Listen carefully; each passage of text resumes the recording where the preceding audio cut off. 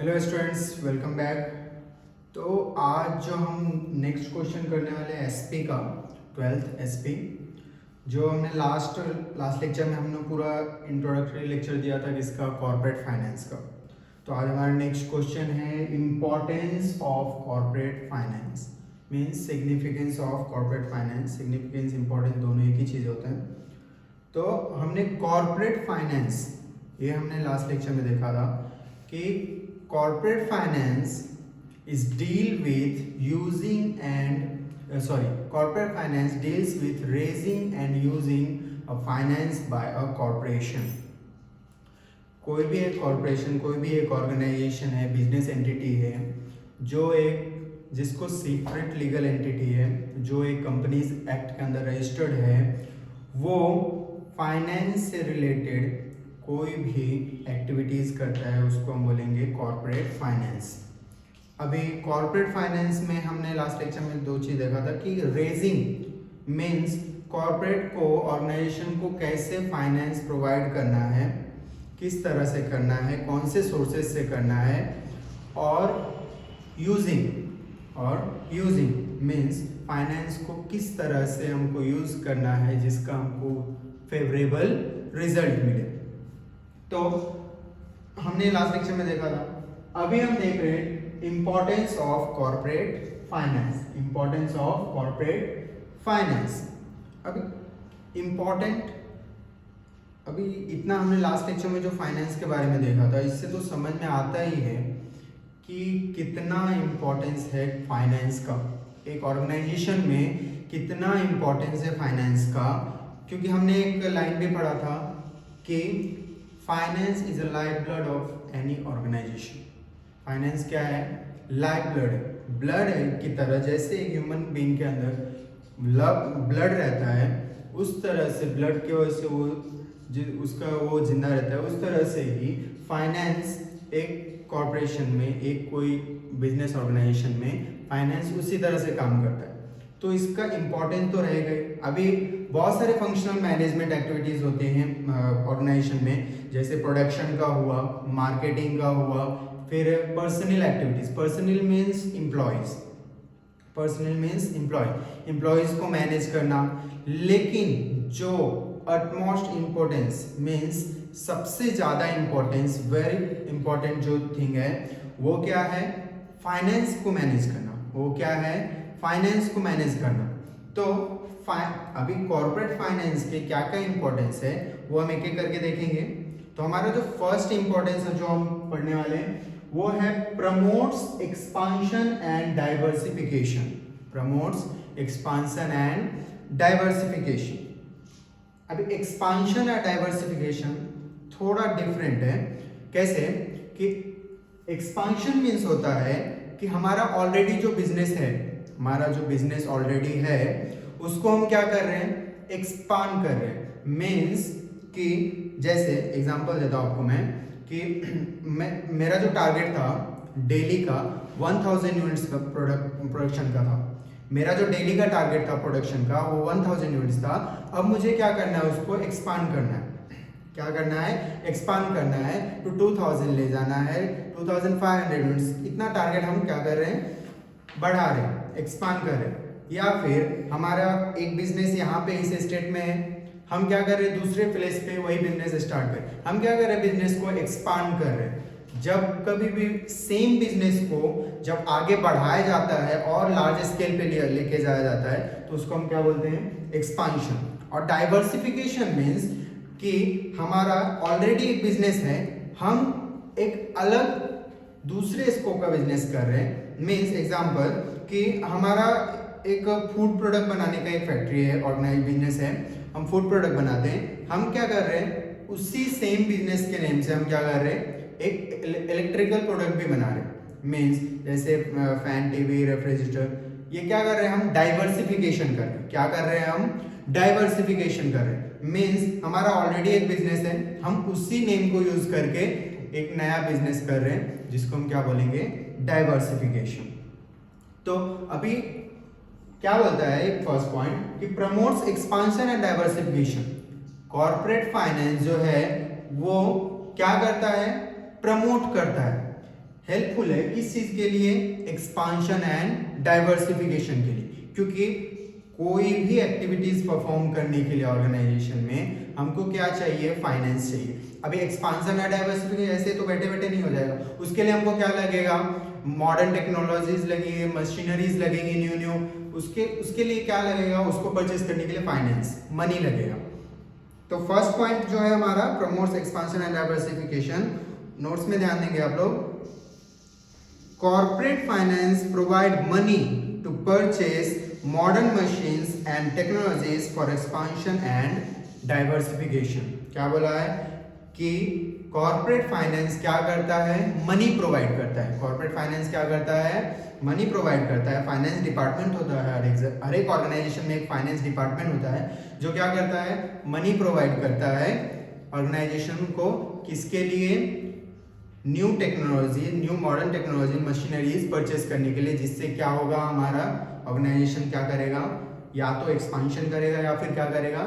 Diversification करेगा। Diversification, expansion समझा चुका हूं, समझा आपको? Next, therefore finance becomes mandatory for expansion and diversification of A company. अभी मैंडेटरी बोला है, मतलब कंपल्सरी। अभी क्यों कंपल्सरी है? क्योंकि बिना फाइनेंस के, बिना मनी के हम कोई मशीनरी परचेस कर ही नहीं सकते। कोई हमको फ्री में देगा क्या? नहीं देगा। अगर देगा भी तो क्रेडिट पे देगा। क्रेडिट पे देगा तो हमको बाद में तो पैसा देना ही है उसको। और इसके लिए बोला है कि मैंडेटरी, कंपल्सरी क्या है? एक्सपांशन और डाइवर्सिफिकेशन के लिए हमको क्या लगेगा? फाइनेंस लगेगा। नेक्स्ट पॉइंट है payment of taxes and fees. Taxes हम किसको पे करते हैं? गवर्नमेंट को। फीस भी पे करते हैं, फीस पे करते हैं बहुत सारे। अगर ऑफिशियल वर्क्स होते हैं, कोई अगर बाहर से कोई आता है तो हम उसको फीस पे करते हैं। जैसे ऑडिटर्स हुए, उन लोगों को फीस पे करना पड़ता है। अभी जैसे रजिस्ट्रेशन अगर हम कंपनी का करा रहे हैं या फिर कुछ चेंजेस होता है कंपनीज में, तो उसके लिए भी नया रजिस्ट्रेशन कराना पड़ता है। तो इस क्या हो रहा है? यहाँ पे हम फीस पे कर रहे हैं, गवर्नमेंट को टैक्सेस पे कर रहे हैं, इनकम टैक्स, जीएसटी। तो यहाँ पे क्या लगता है? मनी। मनी लग रहा है तो यहाँ पे क्या आ जाएगा? Corporate finance. फाइनेंस डिपार्टमेंट क्या करेगा? यहाँ पे मनी प्रोवाइड करेगा क्या पे करने के लिए? Taxes and fees. First point है उसमें, company has to pay taxes to government such as income tax, goods and service tax GST, and fees to register of company on various occasions. बहुत सारे ऐसे सिचुएशंस आएंगे जहां पे हमको fees पे करने पड़ते हैं, फीस पे करने पड़ते हैं। और रेगुलर हमको गवर्नमेंट को क्या पे करना पड़ता है? टैक्सेस पे करना पड़ता है, इनकम टैक्स एंड जीएसटी। तो यहाँ पे वो पे करने के लिए हमको क्या चाहिए? मनी। तो यहाँ पे ये क्यों इंपॉर्टेंस है कॉर्पोरेट फाइनेंस, समझा आपको? Next, finance is needed for paying this taxes and fees. वही बोला कि फाइनेंस क्या है? जरूरत है क्या पे करने के लिए? टैक्सेस एंड फीस पे करने के लिए। नेक्स्ट पॉइंट हमारा है मैनेजिंग रिस्क। बहुत सारे रिस्क अराइज होते हैं, कुछ तो मैन मेड होते हैं, कुछ नेचुरल होते हैं। कुछ तो क्या होते हैं? मैन मेड होते हैं, कुछ तो नेचुरल होते हैं। अभी मैं आपको करंट अगर एग्जांपल दूं तो आप ये देख सकते हैं कोरोना वायरस का। यहाँ पे सारे लोगों का क्या हुआ है? काम बंद हो गया है, सैलरी नहीं मिल रही है। तो ऐसे में क्या हो रहा है कि जिनका जो फाइनेंशियली जो स्ट्रांग होंगे वो तो इजीली सर्वाइव कर जाएंगे, जो फाइनेंशियली वीक होंगे, जिनका फाइनेंशियल प्रॉब्लम रहेगा वो नहीं कर सकते, उनको प्रॉब्लम होगी। तो उसी तरह से वही एग्जांपल से हम अगर यहाँ पे समझते हैं तो अचानक से अगर कंपनी बंद होता है, स्ट्राइक्स हो सकता है, एम्प्लॉयज स्ट्राइक्स करते हैं, उनको सैलरी रिलीज उनको डिमांड के लिए तो स्ट्राइक्स करते हैं। फिर नेचुरल कैलेमिटीज हो सकता है, फ्लड, अर्थक्वेक ये आ सकता है।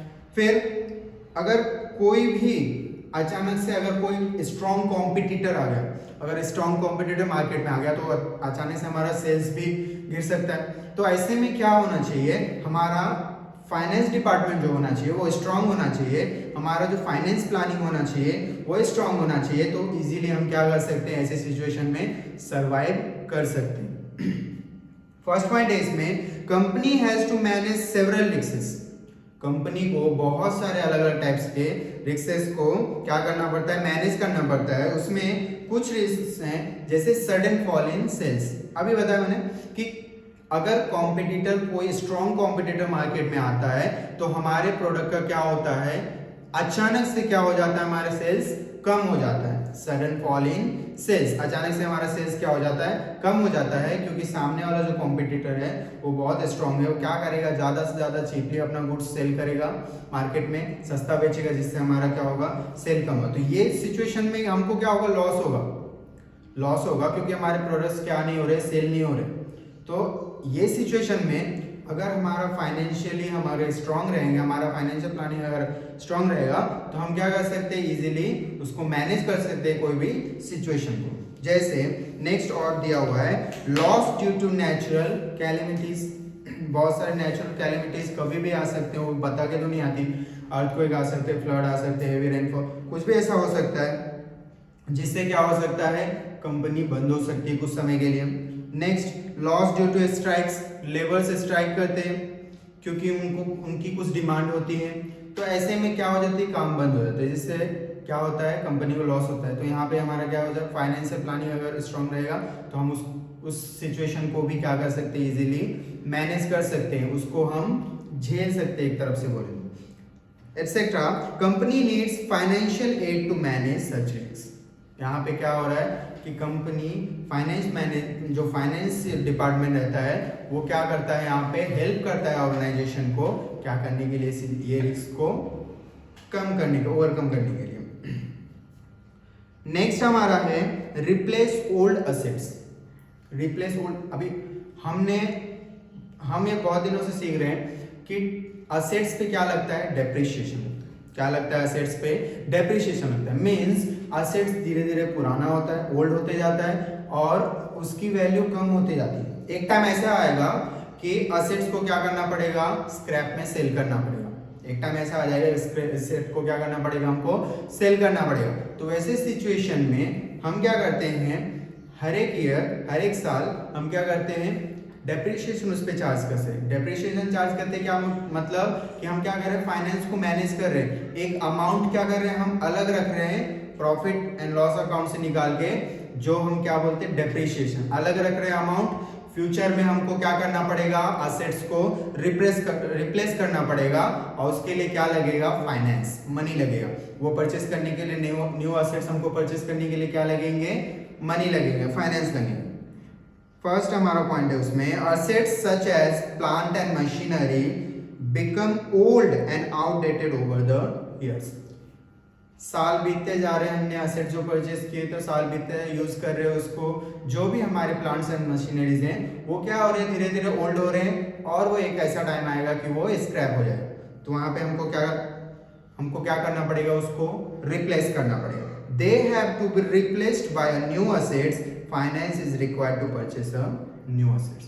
क्या बोला है कि अब वो जो असेट है वो रिप्लेस करने का टाइम आ गया है और उसके जगह पे हम क्या करेंगे, न्यू असेट्स परचेस करेंगे, जिसके लिए हमको क्या लगेगा, फाइनेंस लगेगा। हमारा जो फाइनेंस डिपार्टमेंट है वो ऑलरेडी एक डेप्रिसिएशन के मैनेजमेंट के रूप में उसको क्या कर रहा है, पहले से एक फंड मैनेज करके रख रहा है, जिससे हम क्या कर रहे हैं, वो न्यू असेट्स परचेस करते हैं। नेक्स्ट हमारा है helps in decision making. Helps in decision making. अभी ऑर्गेनाइजेशन में क्या है, ऑर्गेनाइजेशन में जो है बहुत सारे ऐसे डिसीजंस हैं जो हमको टाइम टू टाइम लेने पड़ते हैं। अभी कोई भी डिसीजन लेने के लिए हमको क्या देखना पड़ता है, हमारा फाइनेंशियल बैकग्राउंड हमको देखना पड़ता है ऑर्गेनाइजेशन का। कोई भी डिसीजन लेने के लिए हमको फाइनेंशियली हम कितना वीक है, कितना स्ट्रांग है, कितना हमारे पास फाइनेंस अवेलेबल है, वो हमको देखना पड़ता है। तो फाइनेंस, जो कॉर्पोरेट फाइनेंस जो है वो क्या करता है, फाइनेंस को मैनेज करता है। तो इससे क्या होता है कि कोई भी डिसीजन लेने में ये जो है वो हेल्पफुल होता है। इसलिए क्या है, ये इसका इंपॉर्टेंस है। फर्स्ट पॉइंट है इसमें, most of the important decision of business enterprise are determined on the basis of availability of fund. Company में, ऑर्गेनाइजेशन में जितने भी डिसीजन लिए जाते हैं वो ये सोच के लिया जाता है, ये देख के लिया जाता है कि हमारे पास कितना फंड्स अवेलेबल है। हम ऐसे ही डायरेक्ट डिसीजन नहीं लेते, हम ये जरूर देखते हैं कि हमारे कंपनी में कितना फंड अवेलेबल है। जो उस डिसीजन को क्या कर सके, फुलफिल कर सके। तो इसके लिए कभी भी हम कोई डिसीजन लेंगे तो हम क्या देखेंगे, पहले एबिलिटी ऑफ फंड, मतलब कितना फंड हमारे पास, कितना मनी, कितना फाइनेंस हमारे पास अवेलेबल है उस डिसीजन को फुलफिल करने के लिए। Next point, it is difficult to perform any function of business enterprise independently without finance. अभी बोला है कि कोई भी डिसीजन को लेने के लिए हमको, कोई भी डिसीजन को लेने के लिए क्या करना पड़ेगा, फाइनेंस को हमको देखना ही पड़ेगा।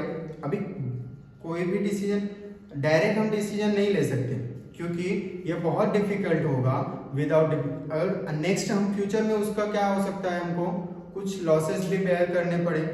अगर हम फाइनेंस, बिना फाइनेंस के बारे में सोच के डायरेक्ट हम डिसीजन लेते हैं तो उससे क्या हो सकता है, कुछ लॉसेस भी बेयर। तो ये बहुत डिफिकल्ट है कि विदाउट, बिना हम फाइनेंस को देखे, अपने कंपनी के फाइनेंस को देखे हम कोई भी डिसीजन ले, ये हमारे लिए बहुत क्या होगा, लॉसफुल हो सकता है। Next, Thus, corporate finance plays significant role in decision making process. इसके लिए बोलता है क्या कि जो फाइनेंस प्लानिंग है, जो कॉर्पोरेट फाइनेंस है, वो क्या है, बहुत इंपॉर्टेंट रोल प्ले करता है किस चीज़ में, डिसीजन मेकिंग प्रोसेस में। नेक्स्ट हमारा है helps in rising capital for a project. Helps in rising capital for a project. अभी कंपनी को कोई भी नया प्रोजेक्ट स्टार्ट करना है, हमने देखा था एक्सपांशन एंड डाइवर्सिफिकेशन ऊपर। एक्सपांशन एंड डाइवर्सिफिकेशन के लिए हमको अगर कोई कंपनी को नया प्रोजेक्ट स्टार्ट करना है, क्या करना है, एक नया प्रोजेक्ट स्टार्ट करना है, एक कुछ न्यू एग्रीमेंट्स, न्यू कॉन्ट्रैक्ट्स बन रहे हैं और उसके लिए हम प्रोजेक्ट न्यू स्टार्ट कर रहे हैं, तो उसके लिए क्या चाहिए, फाइनेंस चाहिए। क्योंकि हमारे लिए कोई फ्री में काम करेगा क्या, अगर हम किसी एम्प्लॉयज़ को रख रहे हैं, लेबर को रख रहे हैं, वर्कर को रख रहे हैं, तो वो फ्री में हमारे लिए काम करेगा नहीं। हमको मशीन, अगर कोई कैपिटल, फिक्स कैपिटल चाहिए, जैसे मशीनरीज हो गए, तो उसके लिए क्या चाहिए, फाइनेंस चाहिए। प्रोजेक्ट स्टार्ट करने के लिए पहले बहुत सारे रिसोर्सेज को क्या किया जाता है, कलेक्ट किया जाता है, फिर उसके बाद वो प्रोजेक्ट को स्टार्ट किया जाता है। तो वो जो भी रिसोर्सेज हैं उसको कलेक्ट करने के लिए क्या चाहिए, फाइनेंस चाहिए। फर्स्ट पॉइंट है इसमें, whenever a business firm want to start a new venture it needs to raise capital। क्या बोला है कि जब कभी भी बिजनेस फर्म को क्या करना पड़ता है, एक न्यू वेंचर स्टार्ट कर। वेंचर मीन्स एक न्यू ऑर्गेनाइजेशन जो अभी मार्केट में न्यू रिस्क लेने के लिए आ रहा है। रिस्क किस तरह से, कॉम्पिटिटर्स के साथ। तो अभी क्या बोला है, वो फेल भी हो सकता है या फिर सक्सेसफुल भी हो सकता है। फेल भी हो सकता है, सक्सेसफुल भी हो सकता है। तो यहाँ पे बहुत रिस्क है। तो रिस्क लेने के लिए क्या चाहिए, हमारा फाइनेंस हमको चाहिए, मनी चाहिए, हमारे पास फंड उतना अवेलेबल हो कि हम अगर रिस्क में हमको लॉस भी होता है कुछ, अगर वो रिस्क लेने से हमको कुछ लॉस भी होता है तो हम इजीली क्या हो सके, रिकवर हो सके। तो हम अगर यहाँ पे कोई न्यू प्रोजेक्ट स्टार्ट कर रहे हैं, मीन्स न्यू कोई वेंचर ले रहे हैं, न्यू बिजनेस में कुछ एक्सपांशन कर रहे हैं, कुछ एक्सपांड कर रहे हैं, न्यू बिजनेस ऑर्गेनाइजेशन, अगर हम सेम नेम से अगर न्यू बिजनेस स्टार्ट करें तो हमको क्या होना चाहिए, हमारे पास उतना फाइनेंस होना चाहिए। Business firm can raise fund by issuing shares, debentures, bonds और even by taking loans from bank. अभी क्या बोला है कि न्यू प्रोजेक्ट स्टार्ट करना है तो उसके लिए कंपलसरी ये जरूरी नहीं है कि हमारे पास ही फंड हो, हम अपने जेब से ही वो फंड्स डालें, जरूरी नहीं है ये। हम क्या कर सकते हैं, मार्केट से भी वो फंड्स क्या कर सकते हैं, रेज कर सकते हैं। किस तरह से, शेयर्स इशू करके, डिवेंचर इशू करके, बॉन्ड इशू करके, और दूसरा हमारे पास जो लोग है रास्ता, वो लोन लेके। तो हम बैंक से भी लोन ले सकते हैं। तो हर एक जगह तो एक ही चीज आ रहा है, मनी, फंड, कैपिटल, फाइनेंस, हर एक जगह क्या आ रहा है, एक ही चीज आ रहा है। तो इसके लिए जो कॉर्पोरेट फाइनेंस है वो इम्पोर्टेंट है, क्या करने के लिए, एक कोई भी न्यू प्रोजेक्ट स्टार्ट करने के लिए। अगर न्यू प्रोजेक्ट स्टार्ट कर रहे हैं उसके लिए हम कैपिटल चाहिए, तो कैपिटल के लिए हमको क्या करना पड़ेगा, फाइनेंस रेज करना पड़ेगा, फंड रेज करना पड़ेगा। नेक्स्ट है helps in research and development. Helps in research and development. तो यहाँ पे आपको रिसर्च एंड डेवलपमेंट की क्यों जरूरत पड़ती है, पहले भी हमने एक लेक्चर में पढ़ा था कि रिसर्च एंड डेवलपमेंट क्यों करते हैं हम, क्योंकि जो मॉडर्न बिजनेस है वो डे बाय डे क्या हो रहा है, चेंज हो रहा है, डे टू डे क्या हो रहा है, वो चेंज होते जा रहा है बिजनेस वर्ल्ड। और उसके साथ चलने के लिए हमको क्या करना पड़ता है, रिसर्च एंड डेवलपमेंट करना पड़ता है। अभी यहाँ पे रिसर्च एंड डेवलपमेंट हम क्या क्या करते हैं, सर्वे करते हैं मार्केट्स में, क्या करते हैं, सर्वे करते हैं, एनालिसिस करते हैं, न्यू प्रोडक्ट्स पे एक्सपेरिमेंट्स करते हैं हम। तो यहाँ पे रिसर्च एंड डेवलपमेंट हम क्यों करते हैं, कंपटीशन को फेस करने के लिए। क्या करते हैं, कंपटीशन को फेस करने के लिए, मार्केट में टॉप लेवल पे रहने के लिए, मार्केट में क्या, टॉप लेवल पे रहने के लिए। लेकिन इस रिसर्च एंड डेवलपमेंट के लिए क्या लगेगा, फाइनेंस, मनी लगेगा। इस रिसर्च एंड डेवलपमेंट के क्या लगेगा, मनी लगेगा, फाइनेंस लगेगा। तो उसके लिए जो कॉर्पोरेट फाइनेंस जो है वो यहाँ पे इंपॉर्टेंट है। फर्स्ट पॉइंट है उसमें, research and development must be undertaken, research and development must be undertaken for the growth and expansion of business. कोई भी बिजनेस को ग्रोथ करने के लिए, बढ़ाने के लिए और उसको एक्सपांड करने के लिए क्या लगे हो, क्या करना है हमको, रिसर्च एंड डेवलपमेंट। कोई भी बिजनेस अगर एक्सपांड कर रहे हैं हम, न्यू कुछ कर रहे हैं हम ऑर्गेनाइजेशन के लिए, अपने ऑर्गेनाइजेशन को बढ़ा रहे हैं, तो उसके लिए क्या लगेगा, उसके लिए क्या हमको करना होगा, रिसर्च एंड डेवलप। बिना रिसर्च किए अगर हम डायरेक्ट ऐसे ही अगर एक्सपांड करते, कुछ भी ऐसा हम करते तो हमको लॉसेस हो सकता है, लॉसेस फेंका नहीं, क्योंकि कॉम्पिटिटर्स का क्या स्ट्रेटेजी है वो हमको नहीं पता। तो इसके लिए हमको क्या करना पड़ता है, एनालिसिस करना पड़ता है, सर्वे करना पड़ता है, जिससे हमको फ्यूचर में हमारा जो रिस्क है वो कम हो जाता है। रिस्क खत्म नहीं होता लेकिन कम हो जाता है। तो यहाँ पे रिसर्च एंड डेवलपमेंट करने के लिए भी हमको फाइनेंस चाहिए। सर्वे करने के लिए जो भी हम एम्प्लॉयज को भेजेंगे वो फ्री में तो नहीं करेगा, पैसा लेगा वो, तो उसके लिए क्या चाहिए, फाइनेंस चाहिए। कुछ भी अगर एक्सपेरिमेंट्स कर रहे हैं तो उसके लिए फाइनेंस चाहिए, मनी चाहिए। तो यहाँ पे जो कॉर्पोरेट फाइनेंस है, जो फाइनेंस है हमारा ऑर्गेनाइजेशन का, वो क्या करता है, रिसर्च एंड डेवलपमेंट में हेल्प करता है, इंपॉर्टेंट है बहुत। नेक्स्ट पॉइंट है, many a times company has to upgrade old product or develop new product to attract the consumers। यहाँ पे बोला है कि बहुत ऐसे, जब बहुत सालों से एक कोई कंपनी है जो प्रोडक्ट, जो एक ही सेम ही प्रोडक्ट बना रही है, उसको क्या करना पड़ता है, अपने प्रोडक्ट को अपग्रेड करना पड़ता है, क्योंकि वो अब बिना अपग्रेड किए वो ओल्ड हो जाएगा और ज़्यादा दिन तक वो प्रोडक्ट मार्केट में सर्वाइव नहीं करेगा। तो उसके लिए क्या करना पड़ेगा, उसको कुछ अपग्रेड करना पड़ेगा, उसमें कुछ नया लाना पड़ेगा। जैसे आपने देखा ही होगा कि ऐसे प्रोडक्ट, जब कुछ ऐसे देखा होगा कि विथ न्यू, ऐसा कुछ न्यू विटामिन, ऐसा बहुत सारे ऐसे ट्रिक्स हैं जो क्या करते हैं, मार्केटर्स फॉलो करते हैं, क्या करने के लिए, अपने प्रोडक्ट को सेल करने के लिए। तो यहाँ पे क्या हो रहा है, प्रोडक्ट में अपग्रेड कर रहे हैं, न्यू विटामिन डाल रहे हैं, या फिर कुछ भी ऐसा कर रहे हैं जो प्रोडक्ट की क्या हो रहा है, सेल्स बढ़ा रहा है।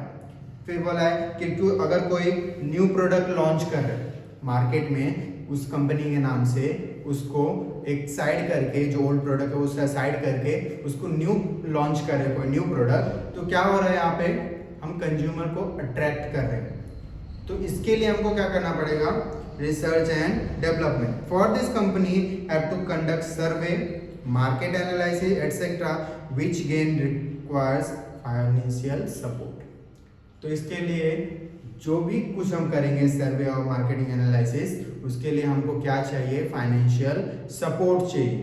तो रिसर्च एंड डेवलपमेंट के लिए भी बहुत इंपॉर्टेंट है कॉर्पोरेट फाइनेंस। नेक्स्ट है हमारा, helps in smooth running of business firm.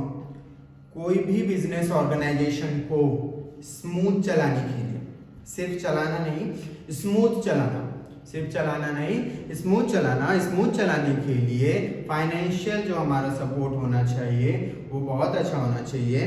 किस तरह से, क्योंकि अभी जैसे मैं एग्जांपल देता हूँ आपको कि हम टाइम टू टाइम क्या कर रहे हैं, एम्प्लॉयज़ को सैलरी पे कर रहे हैं, तो वो कोई प्रॉब्लम क्रिएट करेंगे। जैसे हमने देखा था कि एम्प्लॉयज स्ट्राइक करते हैं, तो अगर हम टाइम टू टाइम उसको सैलरी पे कर रहे हैं, वेजेस पे कर रहे हैं, तो वो स्ट्राइक करेंगे नहीं करेंगे, हमारा बिजनेस क्या चलेगा, स्मूथ चलेगा।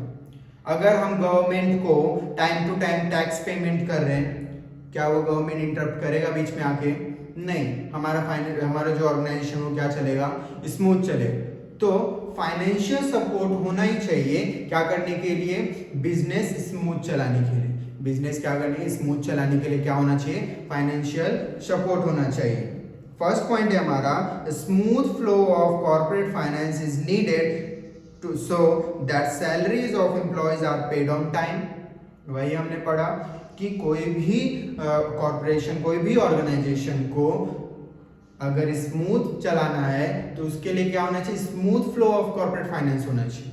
मनी का क्या होना चाहिए, फाइनेंस का फ्लो कैसा होना चाहिए, स्मूथ होना चाहिए, जिससे ऑर्गेनाइजेशन भी क्या चलेगा, स्मूथ चलेगा। उसके लिए क्या हमको सबसे पहले एम्प्लॉयज को टाइम पे सैलरी पे करना चाहिए। नेक्स्ट है loans are clear on time, जिससे भी भाई हमने लोन लिया है उसको भी टाइम पे क्या हमको देना है, लोन देना। नहीं तो नेक्स्ट टाइम से हमको लोन नहीं देगा, लोन नहीं देगा, उल्टा हमारे ऊपर लीगल एक्शन ले सकता है। लोन नहीं दे रहे हम टाइम पे, तो क्या है यहाँ पे हम क्या कर रहे हैं, फाइनेंस प्रोवाइड कर रहे हैं टाइम पे, जिससे क्या हो रहा है यहाँ पे जो है वो बिजनेस ऑर्गेनाइजेशन भी क्या चल रहा है, स्मूथ चल रहा है। लोन्स हम टाइम पे कर रहे हैं।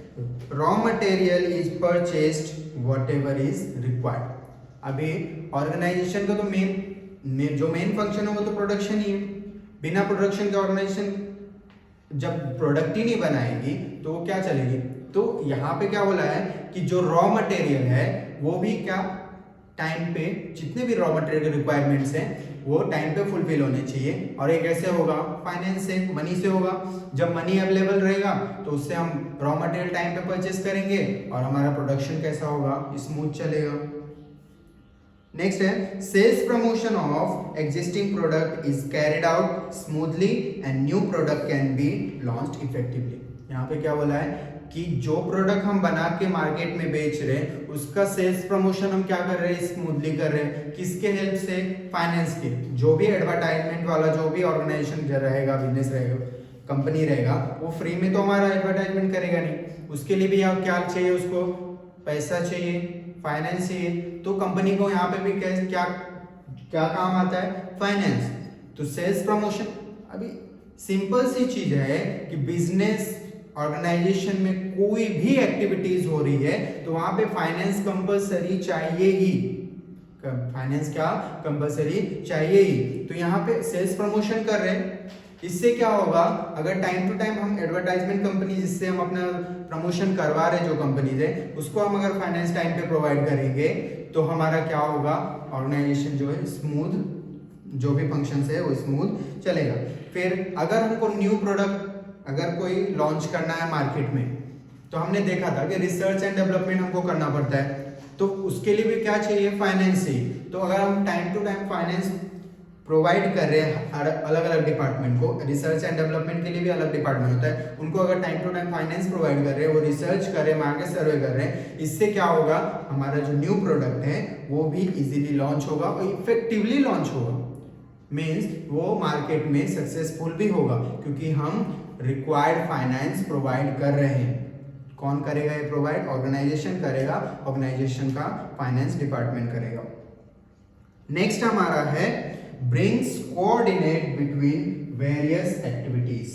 क्या बोला है, brings coordination between various activities. Company में बहुत सारे एक्टिविटीज होते हैं जिनको finance time to time provide करना पड़ता है, फाइनेंस से उनको कोऑर्डिनेट करना पड़ता है, हेल्प करना पड़ता है, जिससे वो क्या होगा, स्मूथ चलेगा। अभी जैसे एक्टिविटीज की आप बात करूँ तो जैसे हो गया प्रोडक्शन हो गया, ये पर्सनल एक्टिविटीज हो गया, मार्केटिंग एक्टिविटीज हो गया, मैनेजमेंट हो गया, ये सारी एक्टिविटीज को फाइनेंस प्रोवाइड करना पड़ता है। तो फाइनेंस अगर हम प्रोवाइड करेंगे, टाइम टू टाइम अगर कोऑर्डिनेट करेंगे फाइनेंस से, तो इससे क्या होगा, वो ऑर्गेनाइजेशन स्मूथ चलेगा। फर्स्ट पॉइंट है इसमें, corporate finance plays significant role in control and coordination of all activities in an organisation. वही बोला है कि फाइनेंस प्रोवाइड हम कर रहे हैं ऑर्गेनाइजेशन को अगर टाइम टू टाइम, तो इजीली हम कंट्रोल कर सकते हैं और हम क्या कर रहे हैं, कोऑर्डिनेट भी कर रहे हैं with the help of finance.